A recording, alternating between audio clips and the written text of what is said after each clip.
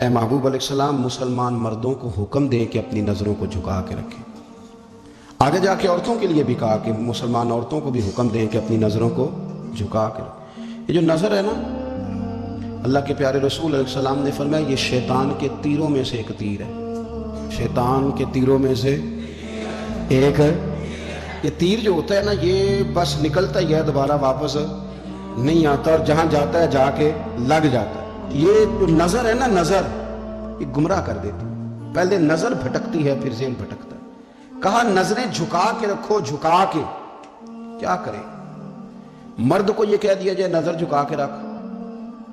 ہمارے ہاں تو بہت سارے لوگ ہیں جن کے اندر ایک لیڈر پایا جاتا ہے، انہیں تو گلی سے گزرنا، ادھر بھی دیکھنا ادھر بھی دیکھنا، سلوٹ کرنا، سلام کرنے، کی حال ہے، کیسے ہو، کدھر ہو، تو اندر ایک لیڈر ہے، تو لیڈر تو نظر جھکانے نہیں دیتا۔ ہم نے تو کمان کرنی ہے پورے علاقے کی۔ حکم یہ ہے کہ نظریں، ایک صحابی فرماتے ہیں کہ نبی پاک صلی اللہ تعالیٰ علیہ وسلم نے ہمیں رستوں میں بیٹھنے سے منع کیا، تو ہم نے عرض کی یا رسول اللہ صلی اللہ علیہ وسلم کئی دفعہ مجبوری ہے، گزارا نہیں ہوتا، رستوں میں بیٹھنا پڑتا ہے، تو حضور نے فرمایا پھر رستوں کا حق ادا کرو۔ یا رسول اللہ رستے کا حق کیا ہے؟ فرمایا ایک تو آنے جانے والے کو سلام کرو، اور دوسرا یہ کہ رستے سے تکلیف دہ چیز کو ہٹاؤ، اور پھر فرمایا کہ بھلائی کا حکم دو اور برائی سے منع کرو، اور پھر فرمایا کہ رستے کا حق ہے کہ رستے میں رہنا ہے تو نظریں جھکا کے رہو۔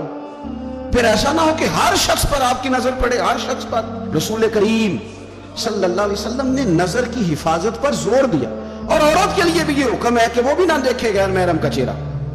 اس کو بھی اگر شہوت کے ساتھ وہ دیکھے گی تو وہ بھی اتنی ہی مجرم ہے۔ عورت بڑی با پردہ ہے، بڑی با پردہ ہے، مثلا کس طرح کی با پردہ؟ کہتے ہیں برقع پہنتی ہے اور سویرے نکل جاتی ہے بازار، ہے ویسے با پردہ، آتی شام کو ہے۔ عورت کا با پردہ ہونے کا معنی یہ ہے کہ برقع پہنے اور جہاں مرضی جائے۔ با پردہ ہونے کا معنی تو یہ تھا کہ وہ ضرورت کے سوا گھر سے باہر نہ نکلے، بڑی ضرورت ہو، بڑی ضرورت جو بغیر نکلے کام ہو ہی نہیں سکتا، اس وقت وہ گھر سے باہر جائے گی۔ اب یہ کہ وہ نقاب اوڑھے اور برقعے بھی اللہ خیر کرے، ہمارے ایک بزرگ فرمایا کرتے ہیں اب تو نقاب کو بھی نقاب کی ضرورت ہے، اب تو برقعے کو بھی برقعے کی ضرورت ہے۔ آپ نے وہ سارا فیشن برقعے کے اوپر کرا لیا ہے۔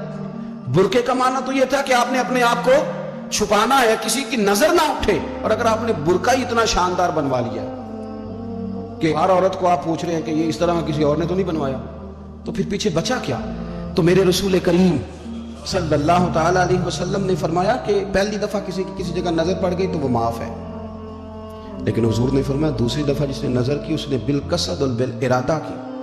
آپ کو بتاؤں، جن لوگوں کی نظریں ناپاک رہتی ہیں ان کا حافظہ کمزور ہو جاتا ہے، جن لوگوں کی نظریں ناپاک رہتی ہیں ان کی عبادت کی لذت چلی جاتی ہے، جن کی نظریں ناپاک رہتی ہیں وہ لوگ ذہنی طور پر اور قلبی طور پر تھوڑے تھوڑے پریشان رہنے لگ جاتے ہیں۔ جن لوگوں کی نظر ناپاک رہتی ان کی کیفیت یہ ہوتی ہے کہ سب کچھ ہوتے ہوئے ان کا دل اچاٹ ہونے لگ جاتا ہے۔ نظر کی ناپاکی، چونکہ یہ وہ والا نشہ ہے جس سے کبھی بھی پیٹ نہیں بھرتا، ذہن نہیں بھرتا، تو بڑی سنجیدہ عمر تک بھی معاذ اللہ تعالیٰ یہ گناہ بندے کا پیچھا نہیں چھوڑتا۔ نظر کی صفائی، میرے نبی پاک علیہ السلام نے فرمایا، مسند امام احمد بن حنبل میں کیا خوبصورت لفظ ہے، حضور نے فرمایا تیری نظر اگر کسی جگہ پڑ گئی تو واپس کر لے اور اللہ سے ڈر جا۔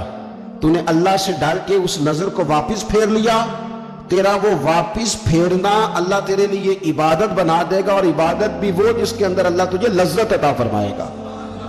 عبادت بن جائے گا، اور عبادت بھی وہ جس کے اندر اللہ تعالیٰ لذت پیدا کر دے گا، تجھے قرار نصیب ہوگا کہ میں نے عبادت کی ہے۔